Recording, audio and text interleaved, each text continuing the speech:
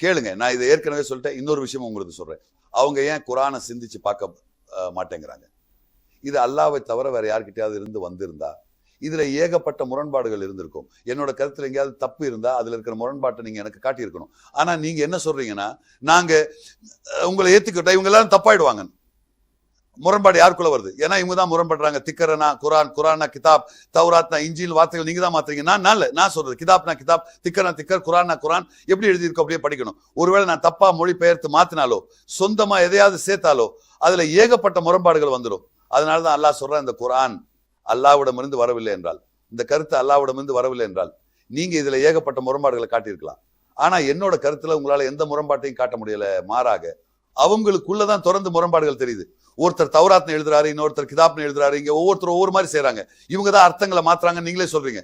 அப்புறம் இந்த மாதிரி திருத்தங்கள் செய்யறவங்களை என்ன சொல்லுவாங்கன்னு நீங்களே சொல்லுங்க. தரீப்ங்கிற வார்த்தைக்கு பதிலா தரீப் பண்றவங்களை நீங்க தரீப் பண்றீங்க. அல்லாஹ் குரான்ல யுஹர்ரிஃபூனல் கலிமன் சொல்றான், அதாவது தௌராத் இஞ்சில தரீப் பண்ணாங்க. இப்போ அல்லாஹ்வோட இந்த வார்த்தையிலையும் இவங்க தரீப் பண்றாங்க. குரான் மஜீத்ல யுஹர்ரிஃபூனல் கலிமா மவாதின்னு எழுதியிருக்கு. இந்த வார்த்தை கலிமா இதுதான்.